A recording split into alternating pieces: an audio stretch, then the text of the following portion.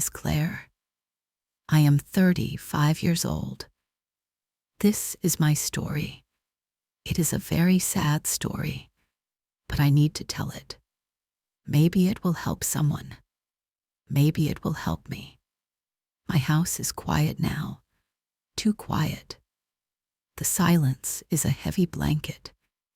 It covers everything. I walk through the rooms. The living room is clean.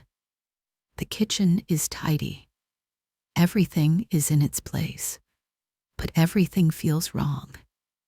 It feels empty because my children are not here. Their laughter is gone. Their little footsteps are gone. He took them. My husband, David, he took my children. I fought for them. I fought so hard, but the judge believed his lies. And now, I have lost everything. It wasn't always like this. No, not at all.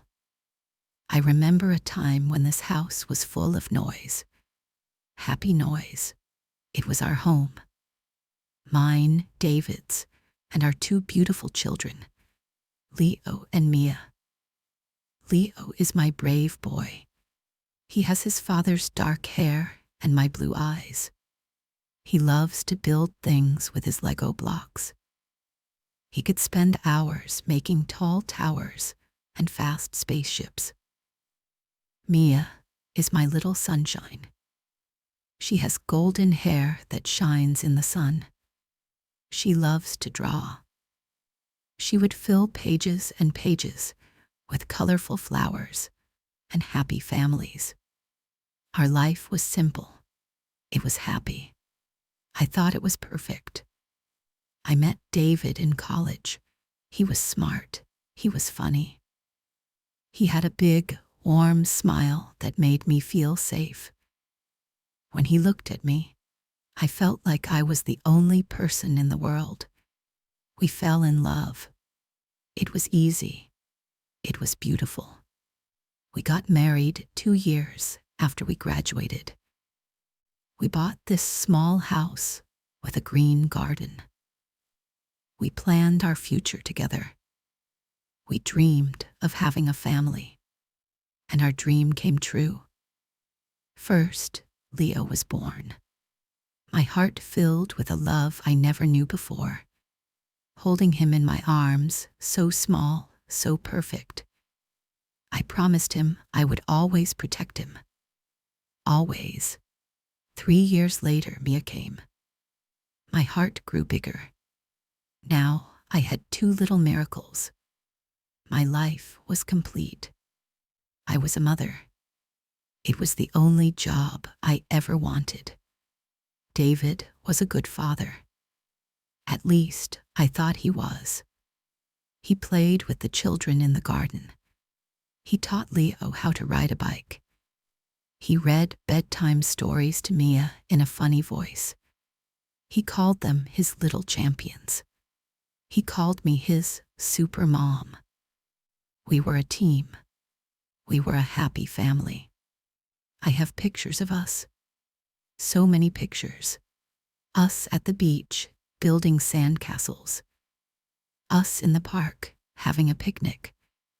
Leo and Mia on David's shoulders, laughing. In every picture, we are all smiling. I look at those pictures now. Was it real? Was that happiness real? Or was it all a beautiful lie? I don't know when things started to change. It was slow. So slow, I didn't see it at first, like a tiny crack in a glass. You don't notice it, but it grows, day by day, until the glass shatters. Maybe it started when David got a new job. It was a better job, more money, more important. He had to work longer hours. He traveled sometimes. I understood. I supported him. I took care of the house. I took care of the children. I wanted him to succeed. But he started to come home late. He was tired. He was stressed. The man with the big, warm smile started to disappear. He stopped playing in the garden with the children so much. "I'm too tired, Claire," he would say. He stopped reading bedtime stories. "I have an early meeting," he would explain. The children were sad. I tried to make it okay. "Daddy is working hard for us," I told them. I played with them more. I read them extra stories. I tried to fill the space he was leaving. But the space just got bigger. Then he started to criticize me. It was about small things at first. "Why is the house so messy?" he would ask, even if I had cleaned all day. "Dinner is a bit burnt," he would say. "Leo's shirt has a stain on it. You need to be more careful." His words were like little stones. He threw them at me every day. At first, I tried to be better. I cleaned more. I cooked more carefully. I checked the children's clothes 100 times. I wanted to please him. I wanted him to smile at me again. I wanted my happy husband back. But nothing I did was ever good enough. The criticism grew. It wasn't just about the house or the food anymore. It was about me. "You're too emotional, Claire," he would say if I cried. "You're letting the kids run wild," he said, when they were just being happy, noisy children. He started to criticize my parenting, my mothering. That hurt the most. I remember one day, Mia fell while playing in the garden. She scraped her knee. It wasn't a bad scrape, but she cried like any little child would. I picked her up. I hugged her. I cleaned her knee and put a colorful bandage on it. I kissed her and told her she was brave. She stopped crying and was playing again in 5 minutes. That evening, David came home. He saw the bandage on Mia's knee. His face became dark. "What happened?" he asked.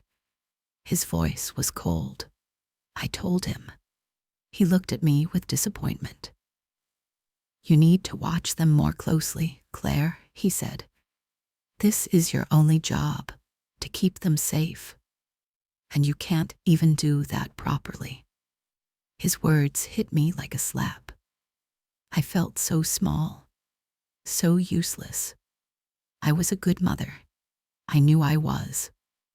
I loved my children more than anything in the world, but he made me doubt myself. He planted a seed of fear in my heart. Am I a bad mother? The thought was a poison. It started to spread through my mind. Our arguments became more frequent. He would get angry over small things. A toy left on the floor. A bill that I forgot to pay. His anger was quiet but scary. He never shouted. He never hit me. But his eyes would become cold and hard. His words would become sharp, like a knife. He knew exactly where to cut me, to make it hurt the most. I started to feel very lonely. I was married, but I felt alone. I had no one to talk to. I didn't want to worry my parents. They lived far away. I had a few friends, but I was ashamed. How could I tell them my perfect marriage was falling apart? How could I explain that my kind, charming husband had become a cold, critical stranger? So I kept it all inside. I pretended everything was okay. I smiled when people asked about my family. I became very good at pretending. The children felt the sadness in the house. Children always know They became quieter. Leo stopped asking his father to play Lego with him. Mia stopped running to the door to greet him when he came home. They stayed close to me. They were my comfort, my reason to keep going. I would hug them tight at night. Their warm little bodies against mine gave me strength. I tried to talk to David. Many times. David, what's wrong? I would ask. We're not happy anymore. We need to talk. He would always shut me down. There's nothing to talk about, he'd say, not looking at me. I'm just tired from work. You're imagining things. Or he would turn it around and blame me. Maybe if you were more positive, the house wouldn't feel so sad, he said once. He made me feel like I was the problem, that my sadness was making everything bad. I started to believe him. I felt so confused, lost in my own home. The breaking point came one evening. We were having dinner. It was quiet. The only sound was the clinking of our forks on the plates. I looked at my children. They were pushing food around on their plates. They looked sad. I looked at David. He was staring at his phone. He wasn't with us at all. In that moment, something inside me broke. I couldn't do this anymore. I couldn't live in this cold, silent house. My children deserved better. They deserved a happy home, even if it wasn't a home with both their parents. After the children were asleep, I went to David. My heart was beating so fast. David, I said, this is not working. We can't live like this anymore. It's not fair to the children. I think we should separate. I expected him to be angry, to argue. But he was very calm. He looked at me. His eyes were cold. Okay, he said simply. If that's what you want. I was surprised, relieved even. Maybe this could be peaceful. Maybe we could do this in a kind way for the children. I was so naive, so wrong. A few days later, he said, we need to discuss the children, Claire. We sat at the kitchen table, the same table where we had shared so many family meals. I think they should stay here in this house, he said. It's their home. It's stable, I agreed. Okay, I said. I can find a small apartment nearby. We can share custody. They can spend half the week with you and half with me. It seemed fair. It seemed right. Then he looked at me. He had a strange smile on his face. It wasn't a happy smile. It was a cold, cruel smile. No, Claire, he said slowly. You don't understand. They will stay here with me. You can visit them. Sometimes. The world stopped. I couldn't breathe. What? What are you talking about? I whispered. They are my children. I am their mother. Of course we will share custody. He laughed. A short, sharp sound. You're not a good mother, Claire. You're unstable. You're emotional. You're careless. You can't even keep the house clean or cook a proper meal. A judge will see that. A judge will see that I am the better parent. The stable one. The responsible one. Every criticism, every mean word he had said for years, suddenly made sense. It wasn't just random anger. It was a plan. He was building a case against me. He was painting a picture of me. A picture of a bad mother. And I had let him. I had cried when he said mean things. I had felt sad and confused. I had let him make me doubt myself. And now, he was going to use my pain against me. No, I said, my voice shaking. No, David, you can't do this. Watch me, he said. And he stood up and walked out of the room. That was the beginning of the war. A war for my children. I didn't know then how dirty he would fight. I didn't know how many lies he would tell. I still had a small hope that the truth would win, that a judge would see what he was doing, that a mother's love for her children would be enough. But it wasn't. The legal process started. I found a lawyer, a kind woman who seemed to understand. But she warned me it would be hard. He is painting a picture of you, she said. We need to prove it's not true. David started his campaign of lies. He told our friends that I was depressed, that I stayed in bed all day and neglected the children. Some of our friends started to look at me differently. They avoided me. They believed him. Why wouldn't they? He was so charming, so convincing. He told his family that I was spending all our money on foolish things, that I was irresponsible. His mother, who had always been nice to me, called me.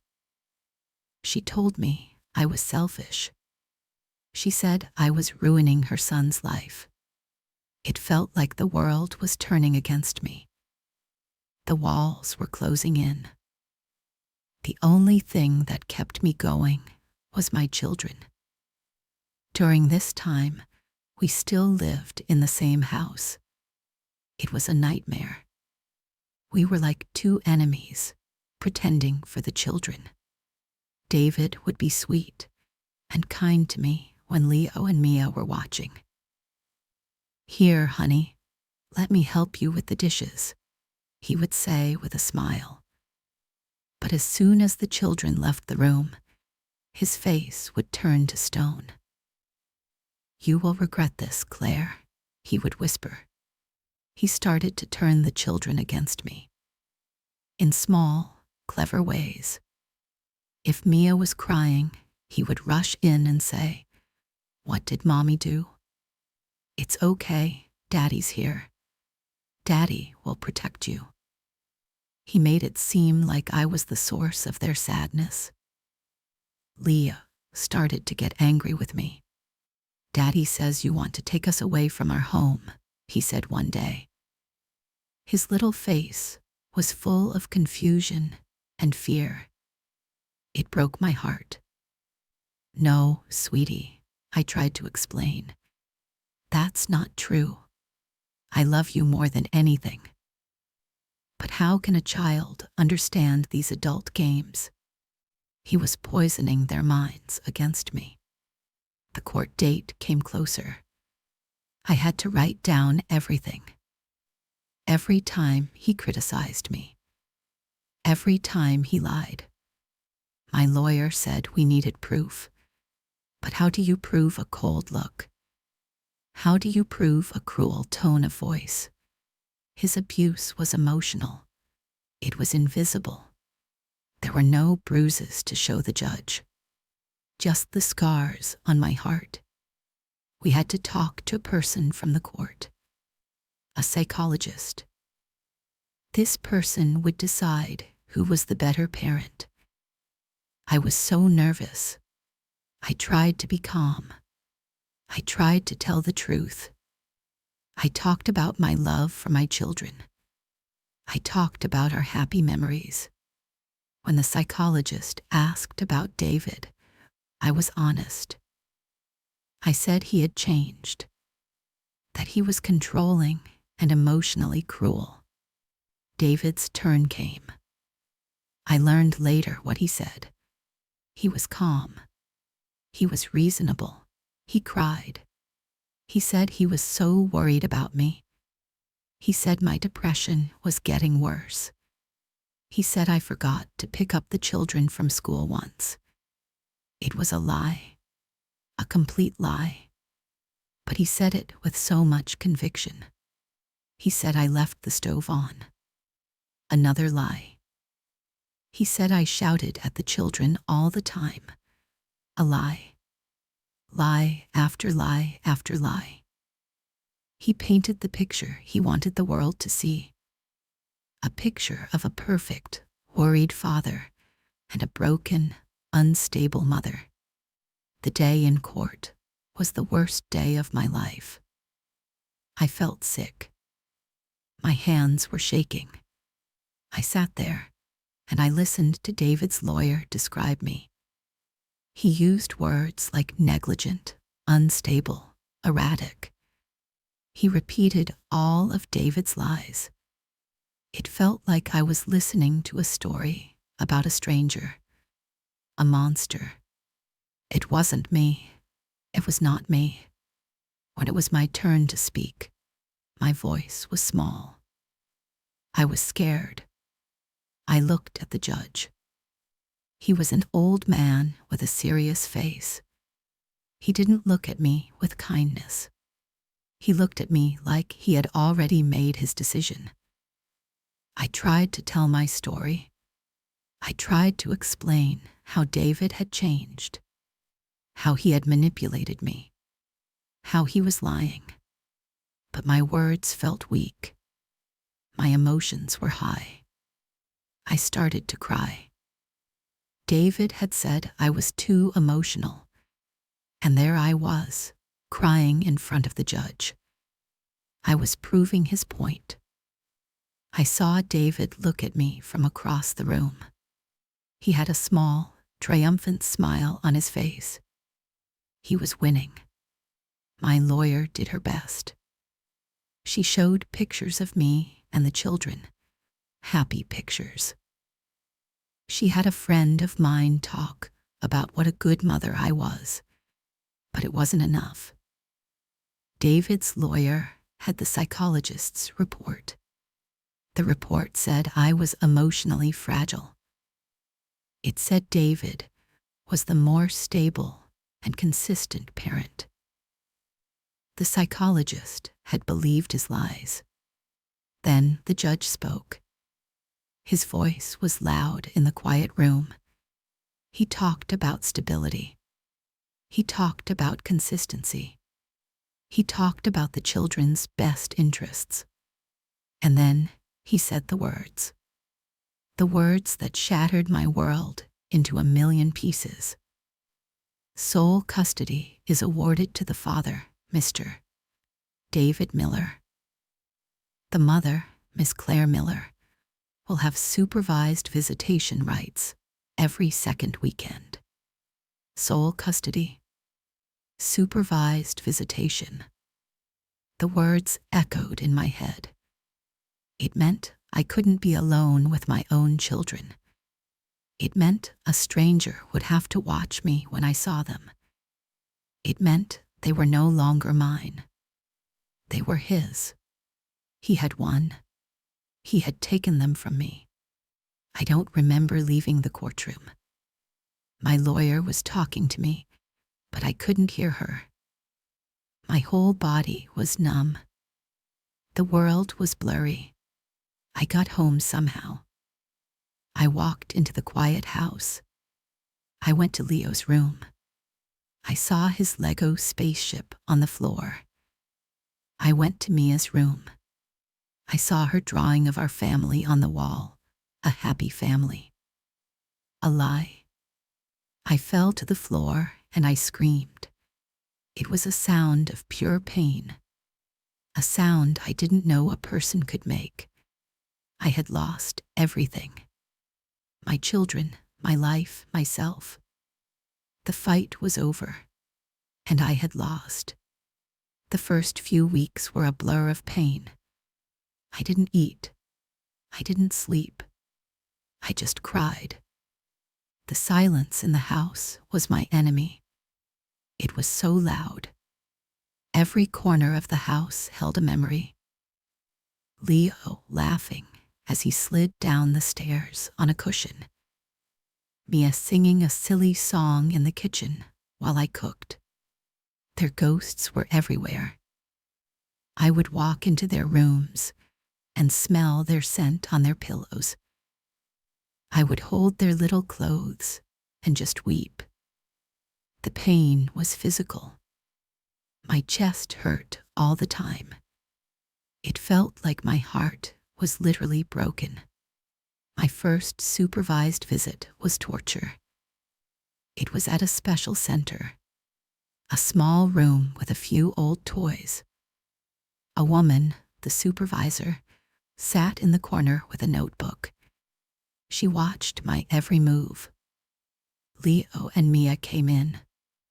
They looked scared. They didn't run to me like they used to. They walked slowly. Mia hid behind Leo's legs. "Hi, my sweeties," I said. My voice was shaky.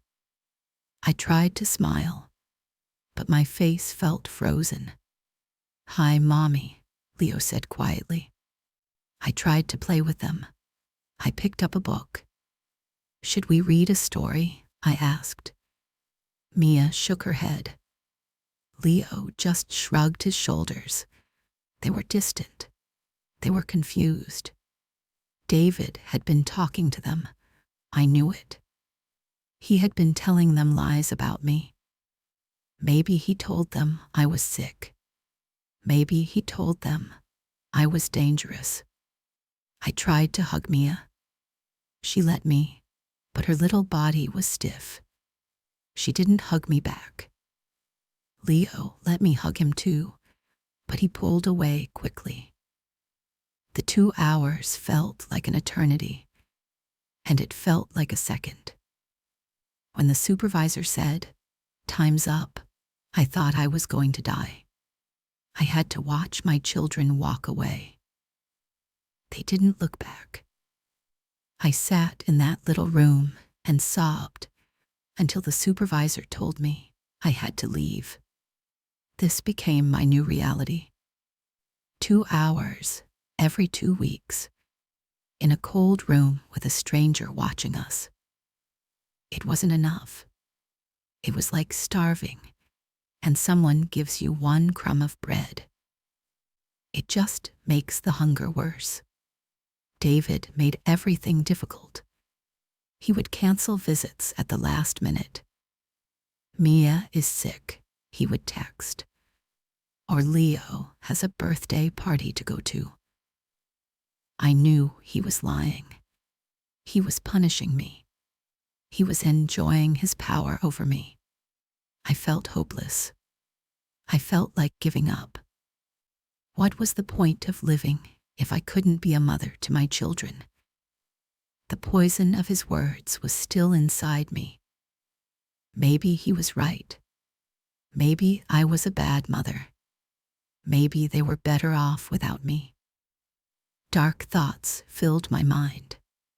One day, I was sitting on the floor in the living room, just staring at the wall. My phone rang. It was my old friend, Sarah. I hadn't spoken to her in months. I had pushed everyone away. I was too ashamed. I ignored the call, but she called again and again. Finally, I answered. "Claire," she said. Her voice was full of worry. "I've been trying to reach you. I'm so worried. Are you okay?" I started to cry. "No," I whispered. "I'm not okay." "I'm coming over," she said, and she did. She came over with a bag of groceries. She walked into my messy, sad house. She didn't judge me. She just hugged me, a long, tight hug. And I let everything out. I told her everything. All the lies, the court case, the pain, the hopelessness. She listened. She just sat there and listened. When I was finished, she looked me in the eyes. Claire, she said firmly, he did not win. He took the children, but he did not take you. You are still their mother. You are a good mother. You have to fight. But I did fight, I sobbed, and I lost. You lost the court case, she said. But you can't lose yourself. If you give up, then he really wins. Leo and Mia need you. They need to see that you are strong. They need you to not disappear. Her words were like a small light in a very dark room. A tiny flicker of hope. She was right. If I gave up, my children would only have his version of me. They would only know his lies. I had to stay strong for them, for the small moments I had with them. It wasn't easy. It was the hardest thing I have ever done. But Sarah helped me. She made me get out of bed. She made me eat. She helped me clean the house. You need to take care of yourself, she said. I found a therapist, a kind woman who helped me understand emotional abuse. She helped me see that it wasn't my fault. She taught me how to deal with the pain, how to find my strength again. I had to move out of our house. It was his now. I found a very small apartment. It was all I could afford. It was empty and lonely at first. But Sarah helped me paint the walls. We made it feel like a home. My home. I got a job at a local bookstore. It was part-time. The pay was not much, but I loved it. Being surrounded by books again felt good. It was quiet. It was peaceful. Slowly, very slowly, a new life started to form. A life without my children living with me. A life that was painful, but a life that was mine. I focused on my visits. I decided to make those 2 hours count. I stopped being sad and scared in front of the children. I brought games. I brought art supplies. I made them laugh. I told them stories. I told them I loved them 100 times. I love you more than all the stars in the sky, I would tell them. Slowly, things started to change with them too. Mia started to hug me back, tightly. Leo started to tell me about his week at school. He showed me a drawing he made. It was a picture of me and him and Mia. We were holding hands. There was a big, yellow sun above us. I never, ever said a bad word about their father. My therapist told me that was important. They love him too, she said. Don't put them in the middle. It was hard, so hard, but I did it for them. I wanted them to feel safe with me. I wanted my time with them to be happy and peaceful. One day, during our visit, Leo whispered something in my ear. Daddy says you're sick, Mommy, but you don't seem sick. My heart ached, but I smiled at him. I looked him right in the eyes. Mommy was very, very sad, sweetie. My heart was broken, but I'm getting stronger now because I have you and Mia to love. And a mother's love is the strongest medicine in the world. He seemed to understand. He nodded his little head. I love you, Mommy, he said. I love you too, Leo, I said, my eyes full of tears. But this time, they were not just sad tears. They were tears of love, tears of hope. My life is not the life I dreamed of. The pain of not having my children with me every day is still there. It It's a scar on my heart that will never fully fade. Some days are very hard. I miss them so much it feels like I can't breathe. I see other mothers with their children at the park, and I have to look away. But I am not broken anymore. I am a survivor. I am building a new life. A life where I am strong. A life where I am in control. I am saving money. I am learning new things. I am finding happiness in small moments. A beautiful sunset. A good book. A cup of coffee with my friend Sarah. I am still fighting for my children. Not in a courtroom anymore. I am fighting for them by being the best mother I can be in the time I have. I am fighting for them by showing them what strength and love look like.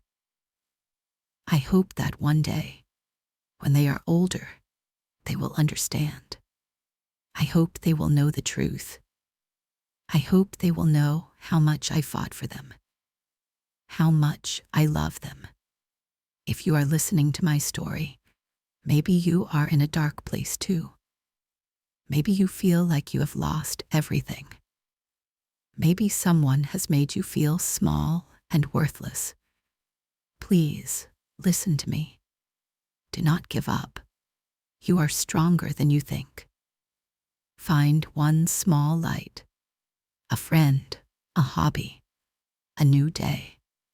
Hold on to it. It's okay to be sad. It's okay to cry. But then you must get up. You must keep going.